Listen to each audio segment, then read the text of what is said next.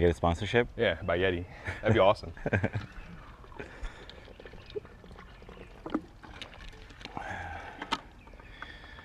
Sunny South Florida. I'm drenched. If you guys haven't watched any of the other videos, I'm a sweater. So, as we continue throughout the day, so this is episode 2. Episode 2, I'm here with my boy Raphael. We've been friends for a long time. Over a decade. Decades. A decade. We met back in the day when I was in high school working at Express, the clothing store. Yep. And I was training him. So we've been friends up in New York, and then he moved to Florida, kind of brainwashed me to come to Florida, and I've been here for 6-7 years already, and I love it. No regrets. But today, if you watch episode 1 was basically us washing the wheels and kind of go in depth on the importance of washing the wheels. Second part is we're gonna do the exterior. So the exterior of the car, like I said in episode 1, we're not gonna do a paint polish or anything like that. We're just gonna do a really deep clean on his car because it's gotten a TLC, but nothing like a TLC like I could do or we could do together. And in episode 3, we'll get into some of the protecting we're gonna put in the car. We're not gonna polish it because I'm not a professional. I've never polished the car.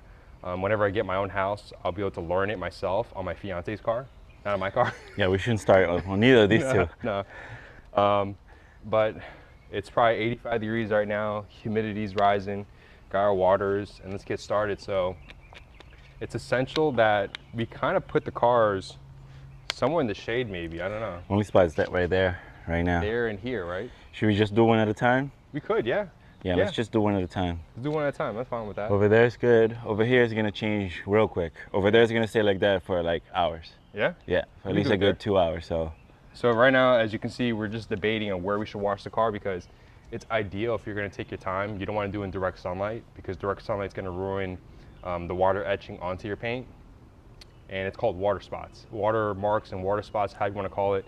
It really is a pain to take off, and it doesn't look good when it starts getting dirty because you see those markings. And we don't need a farmer's stand. No, we don't need a farmer's stand either. I already got one. Look at that.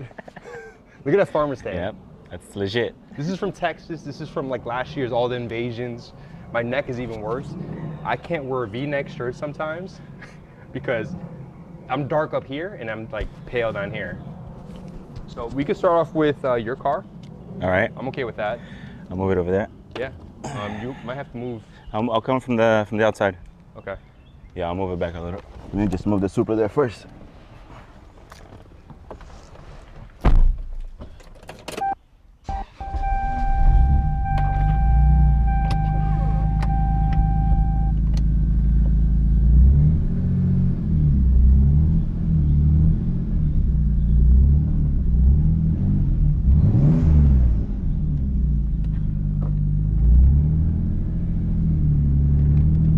All right, so today,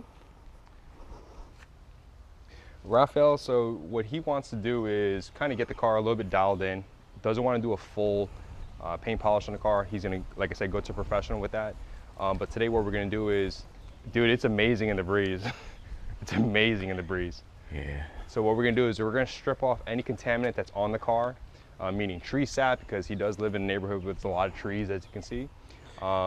But additionally with that, any other wax or any other sealants he had on the car, we're gonna take it off. And some of the soap that we're gonna use is Obsessed Garage decontamination soap.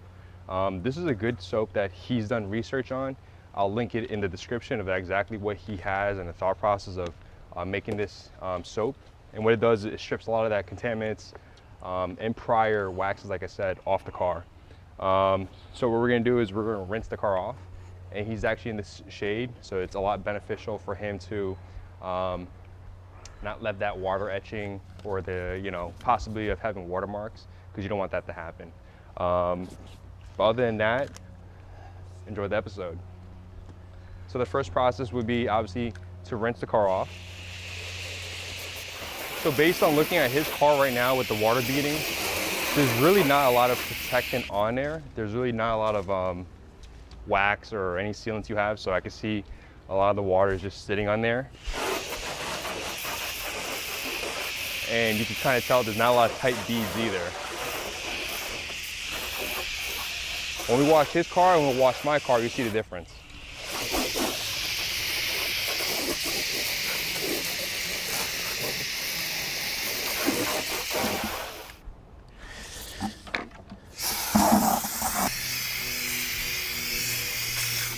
some soap in there. And then I need you to buzz it. Buzz it. Good? A little more. All right, so what's different about this soap compared to the soap that we use on my car, because it already has sealants and protectant on it, is that it has a high pH level. So the high pH level allows it to take off the contaminants and break down whatever is on the vehicle. Take some of this soap here, mix it with some of the water here. And Raphael, can you explain the 2-bucket method?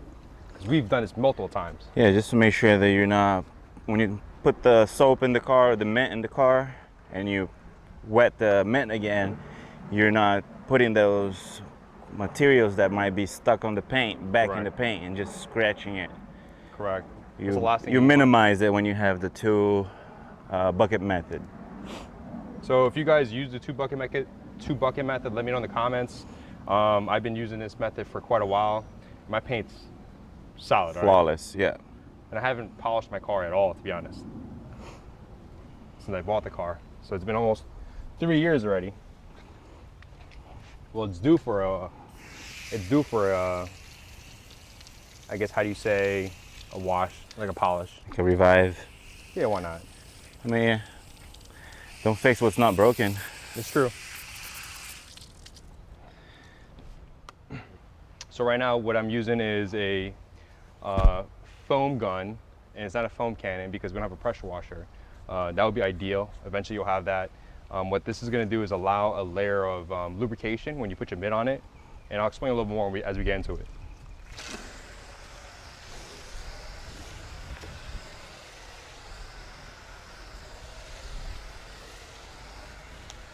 All right, here, all you. It's stuck. Oh, it's even better.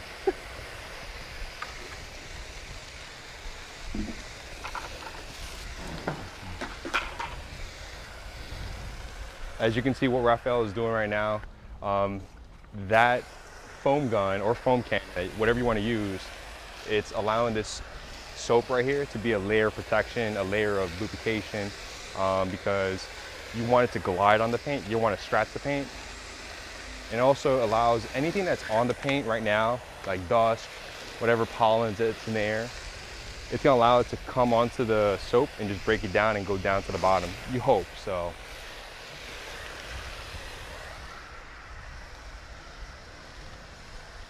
And what I like about this foam gun, it's cheap. It's really cheap, you know what I'm saying? It's not expensive. I think it retails on Amazon, which I'll link in the description. It's like 30 bucks.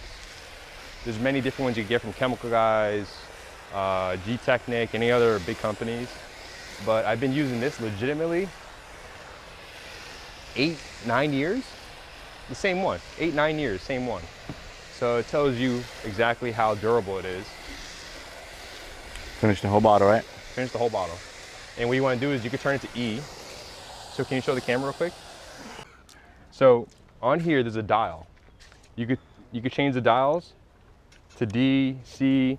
As you get higher into the alphabet, like towards E, which is the heaviest mode, it's a more thicker type of foam. You get towards A, it's more thinner. It's more water instead of soap. So we'll switch it to E because we want to use the rest of the bottle up. Have fun.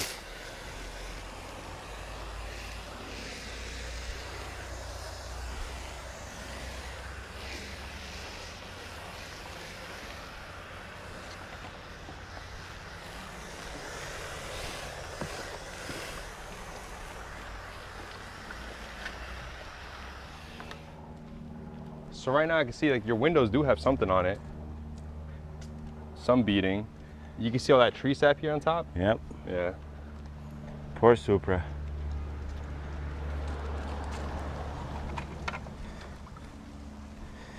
All right, so pick a mitt. What's your favorite color, blue or gray? Blue, baby. All right, I'll take the gray one then.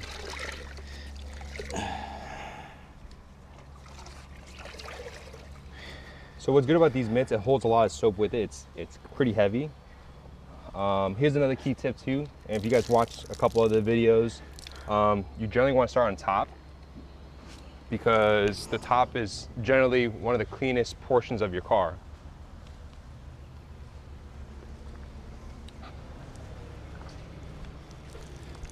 And you don't want to go in circle motions because circle motions is not going to prevent swirl marks.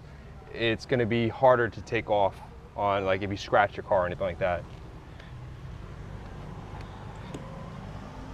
And since we have a lot of soap in this bucket, we want to rinse the mitt off as much as possible, because anything that's contaminants, you want to get it into the rinse bucket. So the red bucket will be the rinse bucket, and then the white bucket here will be our soap bucket.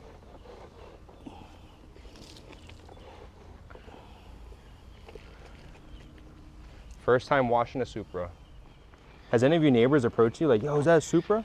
Yeah, you know how my old neighbor followed me one time on the GTR? Did I tell you the story? Yeah. I had the same thing happen here. Here? A young kid followed me on his turbo Mustang. Yeah? The 4-cylinder though, but it's all good. Okay. It's What'd all he say? good. He's like, hey man, I know this is weird, but Can we be friends? can I take pictures of your car? So I told him, of course, go ahead. And no, it's not as weird as you think. It happened before. But you can kind of see the soap. If you touch it in your hand, it's a little bit more like tacky, right? It's very slimy.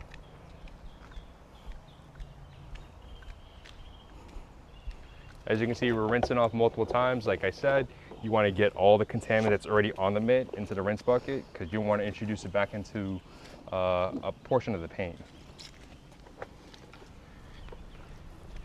And I just want to say that this method is not going to prevent you. It's not going to prevent you from having swirl marks or marring. It's going to minimize the chances and allow you to have a less swirled up paint while washing your car. Realistically, there's no real method that will do 100% strict free. Huh? You can only do is minimize it. The most you minimize it, the longest you go without having to polish your paint. Correct. And this is a reason why I don't recommend going to like an automatic car wash with all the bristles and stuff, because how often do they clean those bristles? I've had nightmare stories. Probably not, right? They've never cleaned it. And what's good about it too is the only car wash I would use is brushless, touchless too. But even those are not that great. Yeah. Because of the soap. the soap is so potent. And I heard they reuse the water. I'm not sure how true that is, but you guys could let me know in the comments. It's so concentrated. It's not that great for the paint, just sitting there.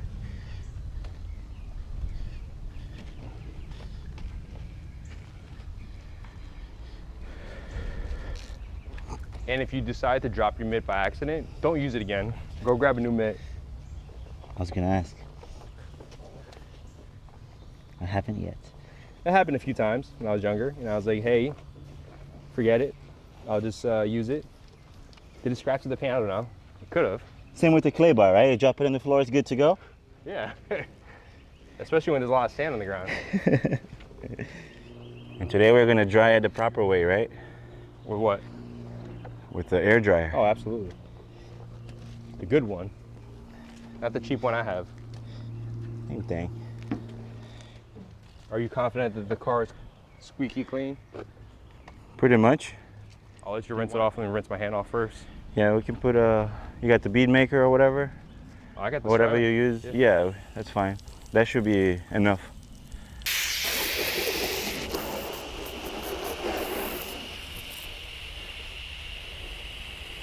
It's dirty. You see how the water is just sitting on the paint now? See how it's just flat? There's no beading at all. It just stripped everything off.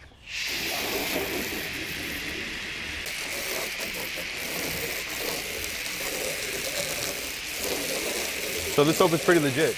Yeah, it's nice. Works pretty good. Does it have a slight smell of the other one, or is other chemicals that I'm smelling? It's probably whatever's on the floor. Okay. No, this one smells decent. It doesn't smell bad. It's not too fruity either. My favorite smelling one was the one that we used way back in the days. Honeydew? It was the waterless from Chemical Guys? It was a Honeydew. green one. It smelled so good, bro. Honeydew. That smelled the best.